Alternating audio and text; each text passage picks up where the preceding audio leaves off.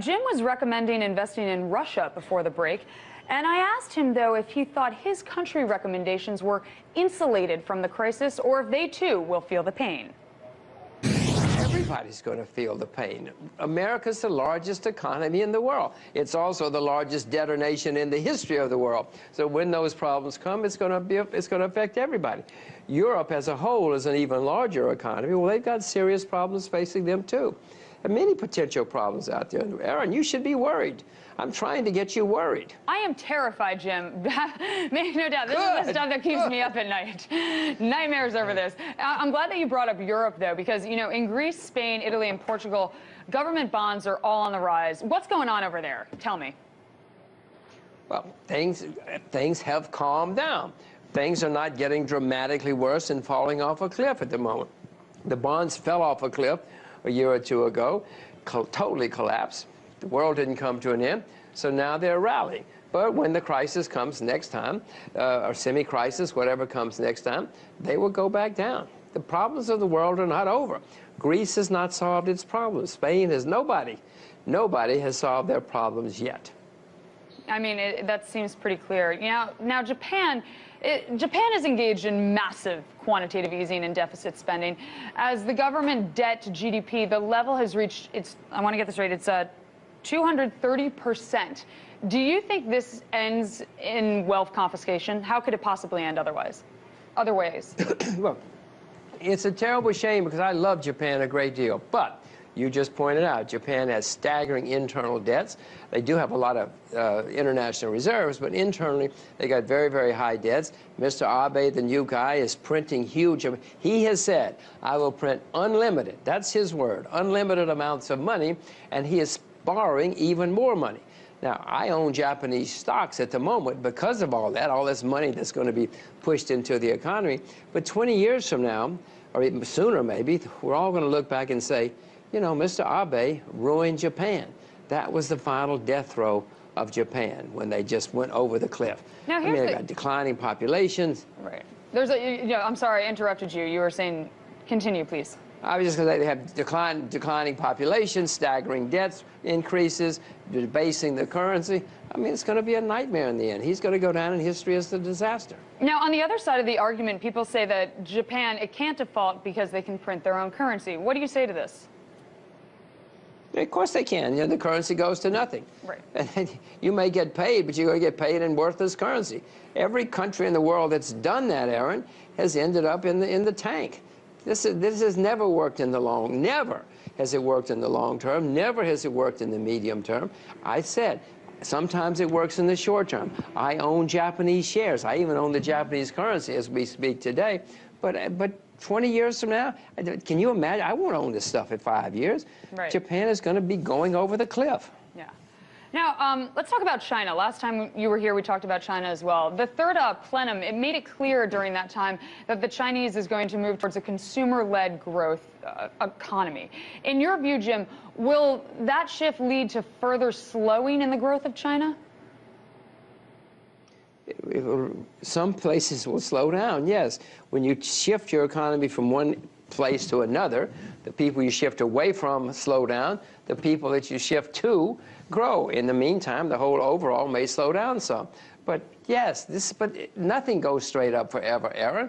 In America in the 19th century, as we were on the rise, we had 15 depressions with a D.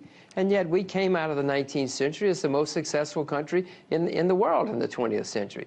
This is just a normal transition that China is going through. Some people will suffer, some will benefit. If you look at the plenum, which you mentioned, you'll see they say we're going to help these industries. Aaron, if the Chinese government, which has vast amounts of money and a great track record, is going to put a lot of money into some industries, I am too, you know, because I know that somebody's going to make a lot of money, and I hope I'm one of them.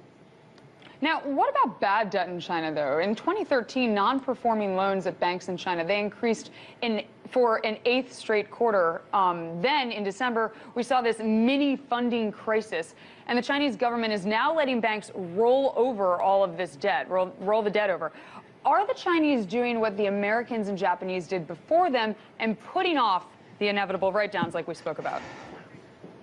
Well, absolutely. It's a mistake. When people go bankrupt, you let them go bankrupt and you start over.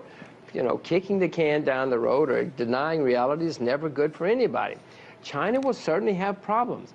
Everybody has problems as they rise, including China, who's done a brilliant job in the past 30 years. But Aaron, I'm not going to stop getting involved with China just because problems start developing.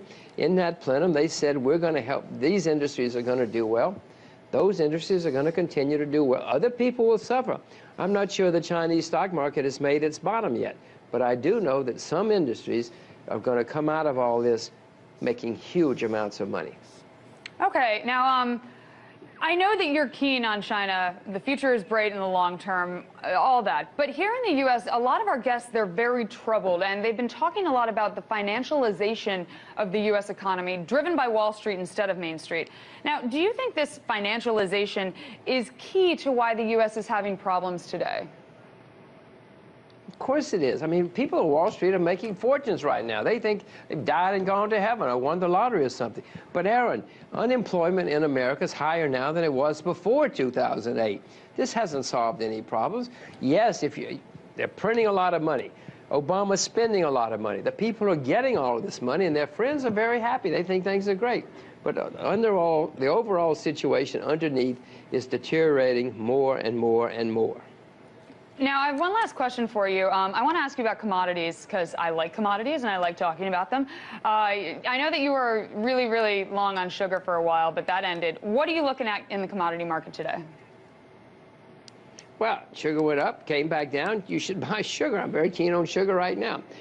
Agriculture is what I'm most interested in at the moment. You know, if you look around the world, most financial assets are down.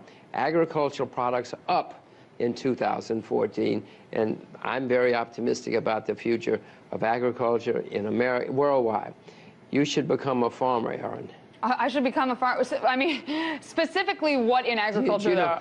You just gave it to me. You said become a farmer, but outside of that, I like my job. I love being a reporter. But what do you mean specifically if I'm going to invest? What would you say? Well, first I would ask, do you know how to drive a tractor? I can drive a stick-shift car. Does that count? That'll help. Anyway, if you don't want to become a farmer, farmers have been in a terrible business for 30 years. That's about to change. Aaron, the farmers are going to be driving the Lamborghinis in the future. The stockbrokers are going to be driving tractors or taxis, perhaps even. The good ones will learn how to drive a tractor so they can work for the rich farmers. The world is in the process of changing. The financial center has had its 30 years. Now it's going to be the people who produce real goods. You should become a farmer, buy a farm. You can become a tractor salesman, sell seed, fertilizer, lots of ways to get involved. You could become the agricultural correspondent. You love being a reporter?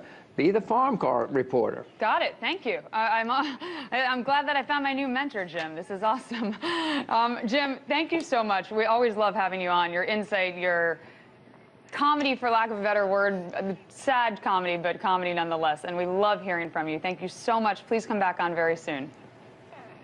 It is my delight, Aaron. Let's do it again. That was famed investor and my buddy, Jim Rogers. Time now for today's big deal.